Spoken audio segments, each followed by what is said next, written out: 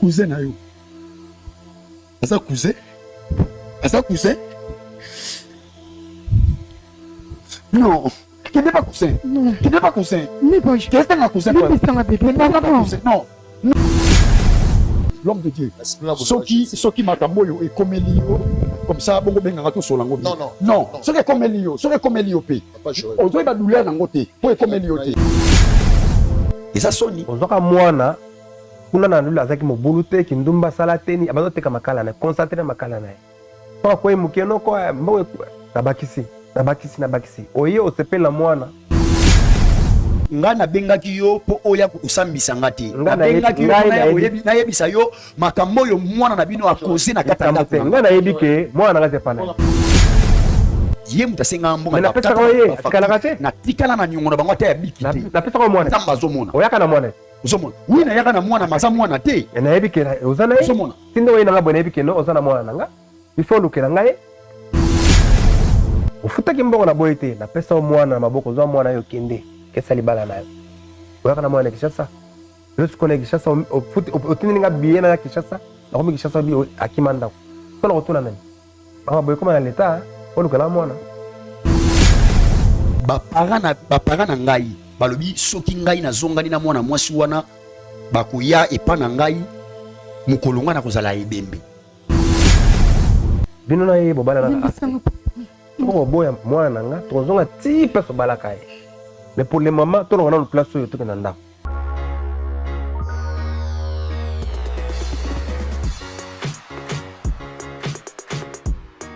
Ngai Nazali Docteur Trésor Mosio Ekuchu, médecin du gouvernement congolais et actuellement médecin directeur dans le centre hospitalier Mosono. Centre hospitalier Mosono, idée nango principale pour salema ezalaki nini. Tomonaki bandeko na biso mingi kozanga makoki bazo kokate kosala ba examen na ba appareil kili ba appareil opona kozwa ngo faut kende libanda mboka soit okende na ba hôpitaux o biso nyonso toyebi na ville ya Kinshasa.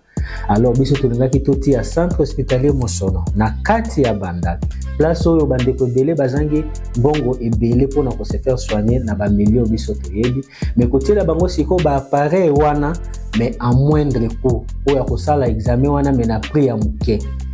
Na centre hospitalier Mosono tozali na ba service presque nyonso. Tozali na service ya gynéco-obstétrique pour na basi et pour na basi opi bazali kobota. Tozali na service ya médecine interne, service ya chirurgie, ya pédiatrie. Tozali na ba appareil ya imagerie lokola ba ECG, ba EEG, ba échographie, ba endoscopie, ba radiographie. Et puis tozali pe na service ya prise en charge à domicile.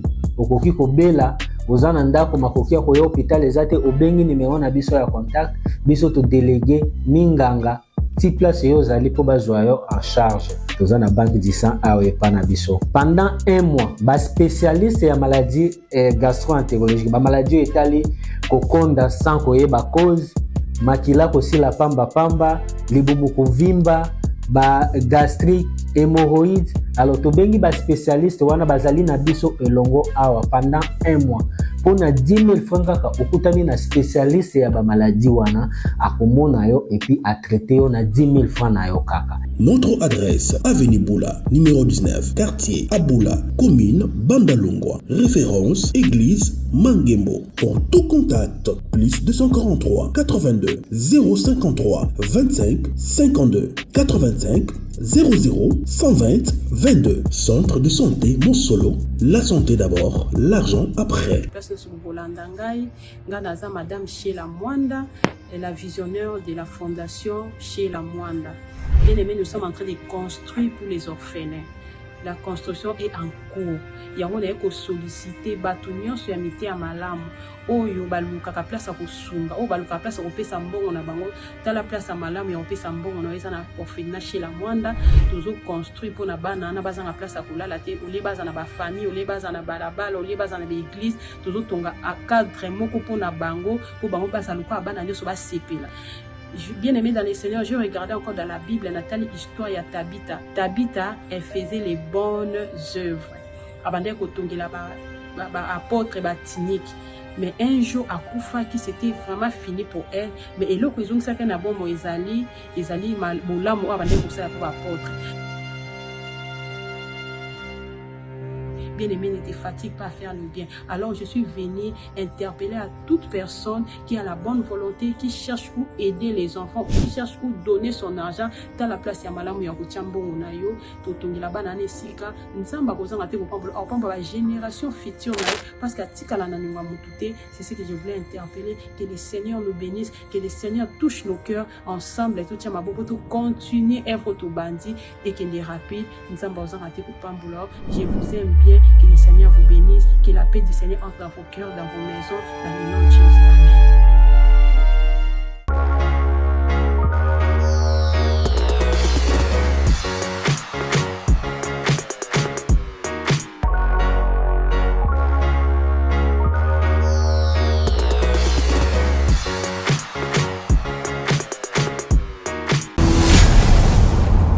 J'ai Biso Télévision, chaîne Oyo Ekokani na yo. Mbote balani nyonso bolandaka biso na kati ya chaîne chez Biso Télévision, émission malamu, émission Nkunani Bravo Jésus.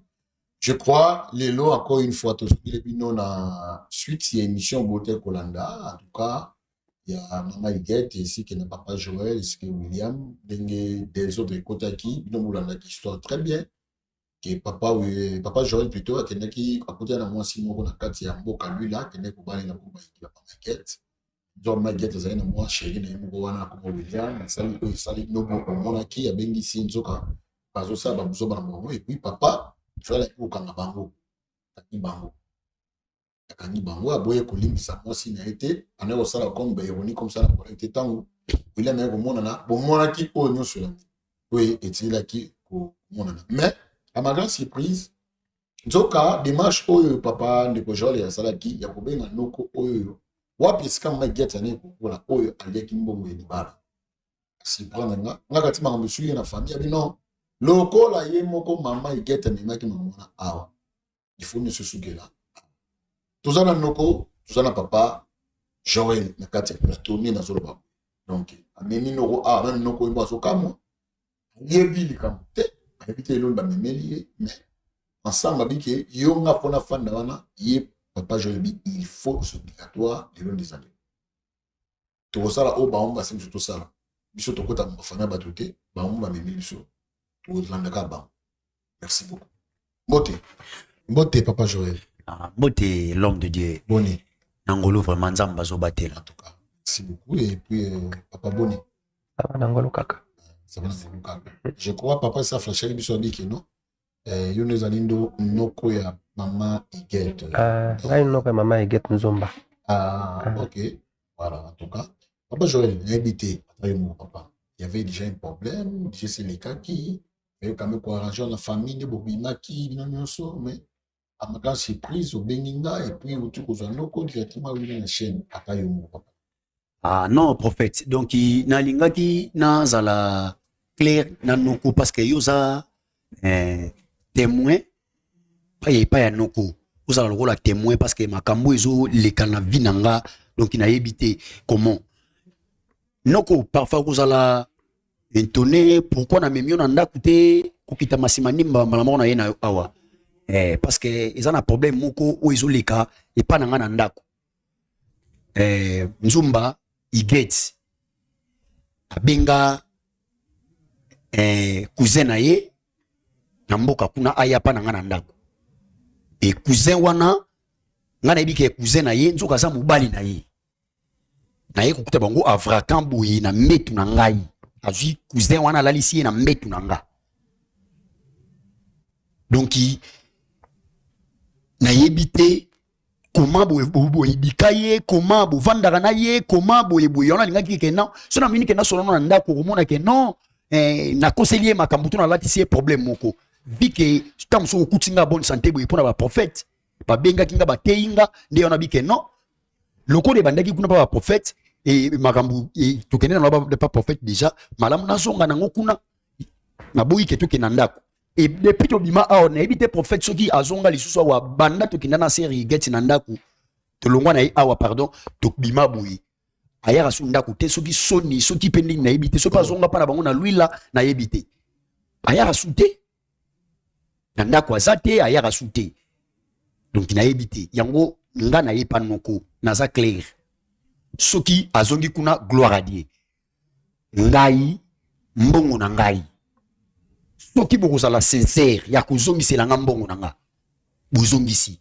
soki bomoni ke bokolia na bino bolie nalingaki na se libérer pa na bino parce que nga famille na nga déjà bazoloba nalingaki na ya kuna na joyeux na ye na eti na mboka kuna donc ba parents na ngai balobi soki ngai na zongani na mwana mwasi wana bakoya epa na ngai mukolonga na kozala ebembe mukola liwana nga maka famille na balobi na ngai ngwana prophète balobi mukolonga yi na kozonga na mwana mwasi wana soki nga na zongani na ye mwana bino wana soki nga na zongani na ye mukolo famille na ngai ko ya seke nga na se ebembe nde bango baye.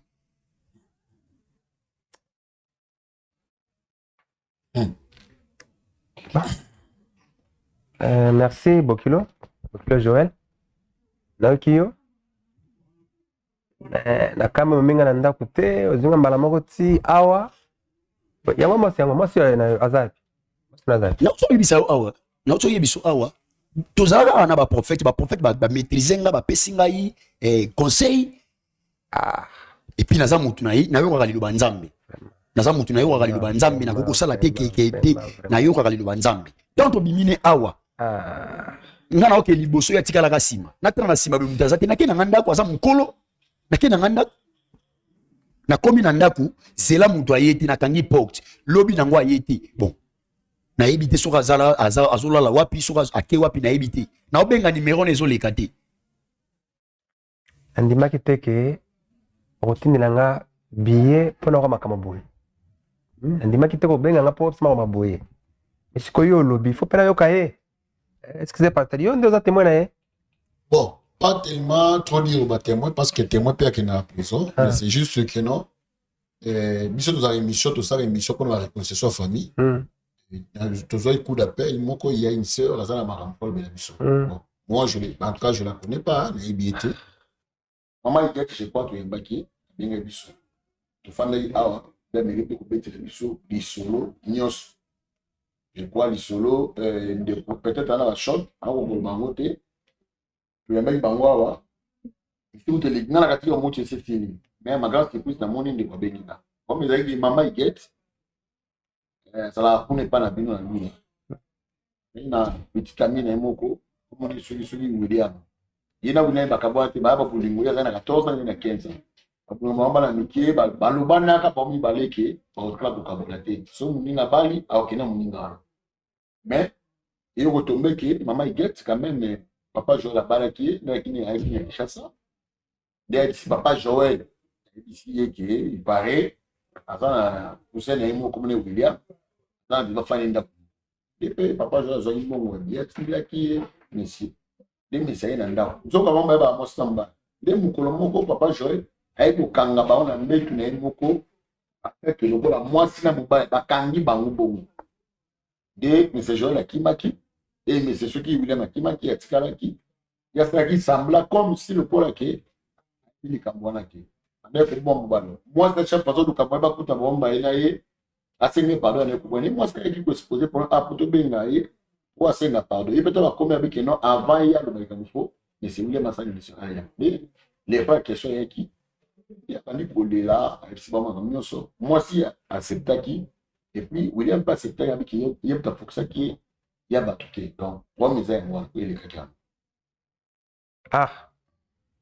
Bokilo Mamasoni boy mamasoma boy vraiment c'est peut-être trop mais William azanani bon on a pas la famille episode na William te William azanani nga ebisinga za kuzena za kuzinga oya yo bagi pananga pour ya pour famille na biso to na mutu kombo William te mais faut luka mwasi azapi nzumba na zapi fale azala awa to ebi peska mwasi nzumba zate ndenge nazo benga numéro nezo lekate kile wapi nazo benga numéro nezo lekate fale azala awa ayoka makambo zoloba na misu na ngai siko bo siko ndima fale azala awa sur place na ozonga en considération ndenge nini fale nzumba azala awa to babotaka mwana babotaka mwana motema mwana te la babuzoba William ngana ebiete vraiment ko luka ya awa poto me royeba suki eza ndenge ni nazomona onete ndene na ndoto makambo boye eloko ngana etipusaka nga na bala ye ntango azoteka bamakala na ye wana bacourage na ye forme sous forme nde kosala wana doki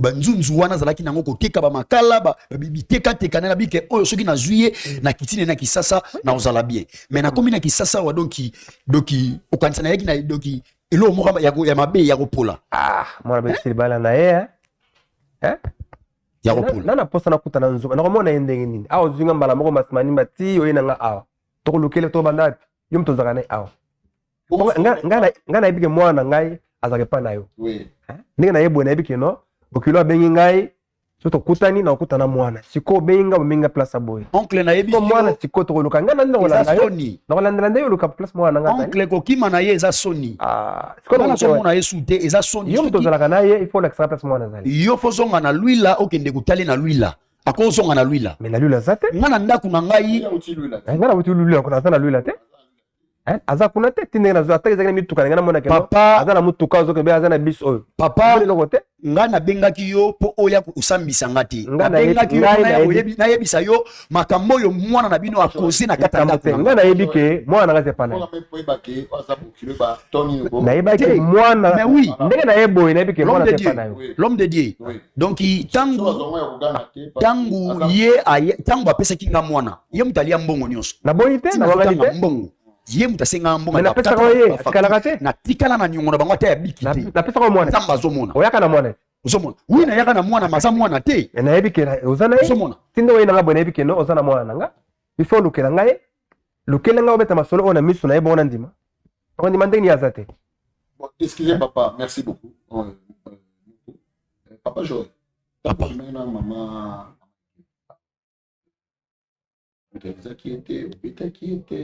nzambe azomona nga papa nzambe azomona nga nga nasambelaka marge babuki bomoto nazongaka ye moki me napriaka nasambelaka naza chrétien na beta ye te nasimba ye te na menansa ye te nzambe azomona nga te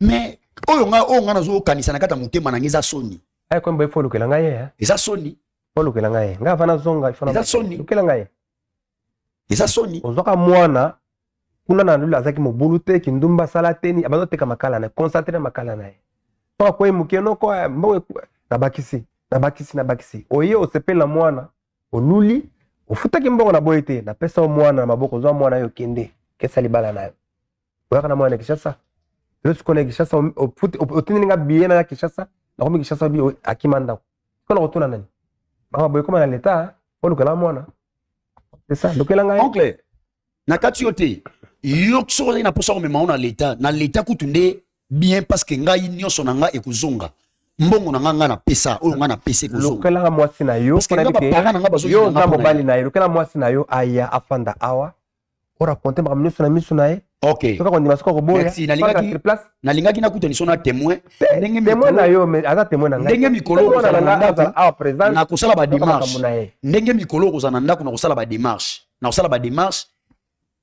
partout na luka ye parce que monani comme ça ozwi ye boke na ye azaka mobulu te ok noko nzumba ozoki na âge nini nazwaki na âge ya 4 ans mama ne yaki mwana moko ere moko akepa mama na ye ere moko ayepa na nga mais tika ba âge ya 7 ans mama ne arécupéraki ye c'était un peu ça quoi mais ngai nde nabandi kosokipe ngai nde naki responsable na ye ngai nde bando kipa makambo ne nyonso ezala koteka na ye kolata na ye biloko ndenge wana ngai nde bando kipa makambo na ye do wana bakongo ezalaka keno bana ya basi bazalaka bana parce que bakongo ezali eza matriarcat ya patriarcat te ok d'accord bon apresenta yo atake noko kome mibali oyo oyebi soit motu mwa alekaka asaka prédote mais akenda azalaki mobulu te azalaki mobulu pe mobali te pe mobali pe apa mese Joël ayaka ta Joël awutiki Joël pa azalaki commerçant azoya azozonga akutani na ye yayebisi nga noko nakutana mobali moko boye na Kishasa mais abande kolinga ye mpenza te nga nayebisi no lokola ozwi chance ya kozwa mobali en tout cas bala vraiment nde nakutana mese Joël mese Joël aye koluka nga tosololi ti ndenge amandaki azalaki garçon moko apersévere ti aye kobala ye abali asengi baya na Kishasa nakoki koboya te puisque asi abalaki nazwaki biloko nyonso bambongo masanga nazwaki yango napesaki mwana aya na Kishasa sur le makambo ozoyoka oyo oza pour toza contre te ye mwana aya nanu te comme mobali lobby. OK ye mwana aya nayoka ye pe te tokotana te tokote tokozwa solution mais ye mwana aya nanu. Merci papa Joël. Je crois problème na bana yo moi c'est Zali moi c'est maman Aïgeta Zali vu que tu as un orphelinat na biso na via Zali no 27A yo bimai comment you finga e ngai oui non prophète oui parce que zongeli biso awa na kolela je te dis c'est mensonge prophète non papa parce que akoko satiaza moi si bana ko finga e akoko ofinga nzela katseka mbosile azongeli biso na kolela bike moi au ça autre mens a quitté d'abord il y a tout aider dès te connais quand même ko bomba e na ni orphelinat mais le roi tous na moto donc je crois ici à Komi azali a na régie azali a na régie je crois tozo côté ça inoko to bomba qui est to bomba qui est ah kala solo bananga te vraiment oui non moi na tika quand même sur la on a to bomba qui est parce qu'il paraît que les frères bon on a mambo bulinga batu biso to kabola batu te donc je crois ça attends beaucoup de ça merci madame beaucoup de ça biso madame rapidement Akota, le quoi no quoi zali avant. Je préfère Kakota. Non quoi. Ah. Tumba. Oh yo. Combien déjà? Combien va? Ou maman bien c'est sur na no quoi. Lui le vie mano. Non, bebo ya manana no quoi. Eh mwana ngai koli ko boy. Na mono kondi ozo fanda ka wat. Non les amis on fait na mono. Fala na yo. Kaso ozana mobile na yo, comment ofanda na ofanda? Comme na orphelina? OK, fala na yo. Kishasa makambo.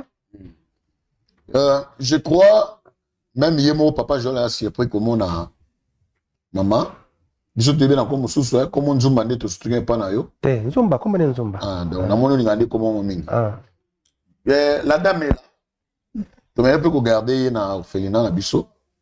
Vu que place ya kufanda za quitté azongela biso mbango na kolela mais yo pousse biso ya lo biza bité ezaki bongo abandi ko finga ngato seli bali matondi na beba obela nga ndumba ngana finga yo ngai na finga yo ko finga ngai mukili ya muke tambola kana sema ko tambola na uti no finga ngai est-ce que papa Joël est-ce que l'homme de Dieu parce que azongi na même ça volela tandi so katseli kambo na mekape wana ntoma na ngantuka wana nzambe mutayebi les bons dieux mutayebi ceux qui ngana finga qui est soit na menansa qui est wana les bons dieux mutayebi bon on est vraiment moi c'est tombali je crois to kota ngote ba finga soni mais l'essentiel to bomba qui na orphelinat na biso yango totina mwana mwazo ina moto rapidement aya lokola noko azali je vois même pe noko kamu bon là maintenant à principe likambo biso to ko traiter en côté ya mamba soni quand nous voilà la notion télévision en tout cas to ko traiter en côté mais mutu a sengi to traiter en isaye moko mobile na habité par rapport à quoi habité nini ozo sala yo wana habité non c'est normal faut traiter en awa parce que ngai na ndako na zana témoin té ceux qui na sepela ki to ya awa parce que bino awa na yoka bokata makambu yo poza wana oza témoin mamunyo soti mobali wana po mobali wana ti lelo ngana doki na mona ka ete tito bima wana ye na mobali wana na mona ka ete soka zula ki chambre soki pendenge nini soki pendenge na ebité ozo mona donc mobali bokila zo mobali nini wana William mwana ndoko mwana ya Willy oya Willy wana na presse wana Noko. William akoma mobali na yo depuis quand? Noko limbisa ngai. William akoma mobali depuis quand? Mwana wana mukia sati o kiza bundoki boko bala na te. William waza mobali weza kindoki biso to bala na famille wana. To koma famille moko to bala na. Bino pesi ko koma bala na susu. Noko limbisa ngai. Akoza mobali na yo te. Ko mana William na William te. Madaki ndengeni. Noko. Oncle Zomona. Comme ça, Oncle Zomona. Confirmé. Na lui na. Mais nazaki na bolingo vraiment ya William. Oh. Bon? Ya Papa Joël ezalaki ngai te, ezalaki ndi mama puisque ngai nalinga. Mais Joël moto akobala yo, nga nalia mbongo Joël, namela masanga Joël. William wana eloko na opesa yo. Ozu William olongoli na mboka kuna, oyo kofanda na ndoka Joël, ya solo wana, akotolera ngote. Noko kolimbisa ngai. Omoni nyonso esalama po Joël. Nabenga William auta depuis na lui là.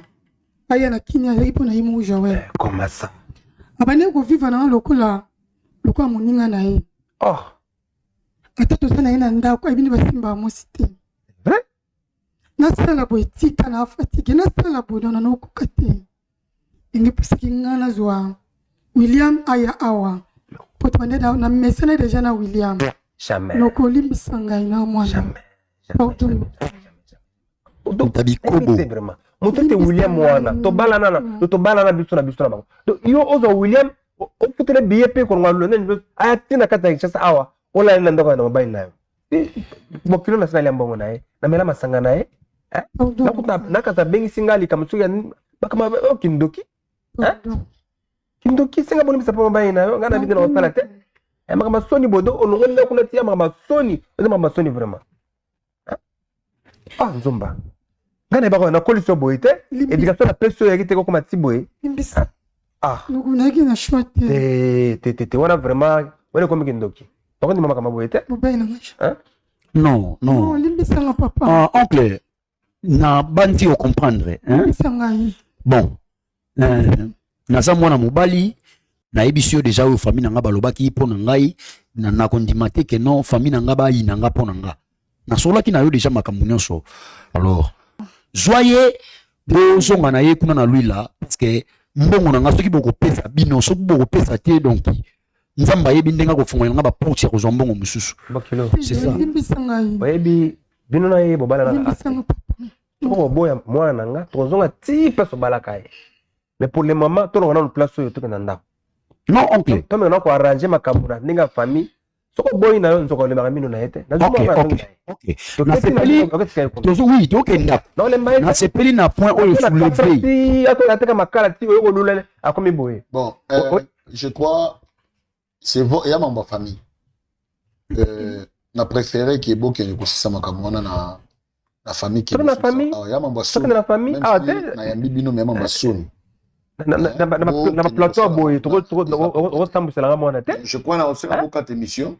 Oh. Ba qui retraité. Ressemble cela mona te na miso bato boye. Jamais, je peux accepter ça. En tout cas, je n'ai pas aimé na CPLT na biloko. Yo minga rapport ressemble cela mona na mambo libala ba kota mutute. Mambo libala biso de pesa conseil. Bino lobi so kani mwasi ça et dépendre na yo. So ko limbisa yo. So ko kabona yo. Décision quoi no ko azali, biso peut te bomba ke na orphelinat, no ko azali. Donc je crois biso démarche so fait de sala ki to bomba ki et yewana. Donc je crois que ça na mwana. Merci beaucoup.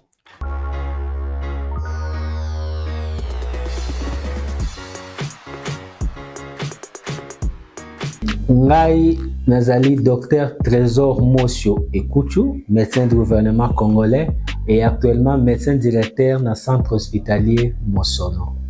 Centre hospitalier Mosono, idée nango principal po esalema ezalaki nini. Tomonaki bandeko na biso mingi kozanga makoki bazokoka te kosala ba examen na ba appareil kilikili ba appareil opona kozwa ngo faut kende libanda mboka soit okende na ba hôpitaux o biso nyonso toyebi na ville ya Kinshasa. Alors biso tolingaki toti ya centre hospitalier Mosono na kati ya Bandal. Place oyo bandeko ebele bazangi bongo ebele pona ko se faire soigner na ba milieu biso toyebi mais kotiela bango siko ba appareil wana mais à moindre coût oyo kosala examen wana mais na prix ya muke. Na centre hospitalier Mosono tozali na ba service presque nyonso. Tozali na service ya gynéco-obstétrique pour na basi et pour na basi pe bazali ko bota. Tozali na service ya médecine interne, service ya chirurgie, ya pédiatrie. Tozali na ba appareil ya imagerie lokola ba ECG, ba EEG, ba échographie, ba endoscopie, ba radiographie. Et puis tozali pe na service ya prise en charge à domicile.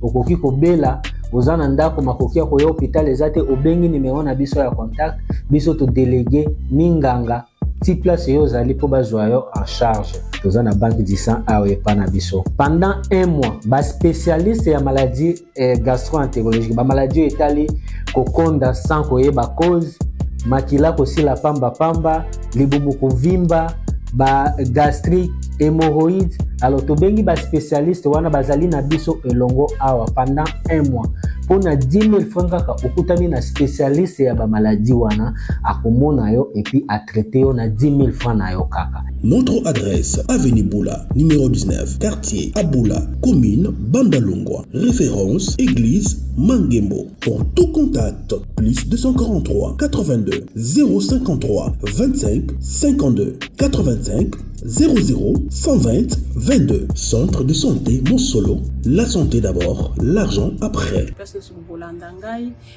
Madame Sheila Mwanda, la visionnaire de la fondation Sheila Mwanda. Bien aimé, nous sommes en train de construire pour les orphelins.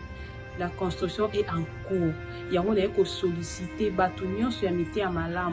Oyo baluka ka place à kosunga. O baluka place à kopesa mbongo na bango. Dans la place à malam et on pesa mbongo na eza na orphelinat chez la Mwanda. Toujours construit pour na bana na baza na place à kulala te. Ole baza na ba famille, ole baza na balabala, ole baza na église. Toujours tonga à cadre moko pour na bango pour bango baza luka bana nyoso ba sepela. Bien aimé dans les Seigneurs, je regardais encore dans la Bible, Nathalie, histoire à Tabitha. Tabitha, elle faisait les bonnes œuvres. Avant d'être apôtre batinique. Mais un jour, à Koufa, qui c'était vraiment fini pour elle. Mais elle a dit que c'était un bon mot, Ezali, Moulamo, avant d'être apôtre. Bien-aimé, ne te fatigue pas à faire le bien. Alors je suis venue interpeller à toute personne qui a la bonne volonté, qui cherche où aider les enfants, qui cherche où donner son argent dans la place ya malamu ya kuchambo unayo, totongi la banane sika, nsamba kozanga te kopamba la génération future parce que tika la nanunga mutute, c'est ce que je voulais interpeller, que le Seigneur nous bénisse, que le Seigneur touche nos cœurs ensemble et tout ça maboko to continuer œuvre to bandi et que les rapides, nsamba kozanga te kopamba. Je vous aime bien. Que le Seigneur vous bénisse, que la paix du Seigneur entre dans vos cœurs, dans vos maisons, dans le nom de Jésus. Amen.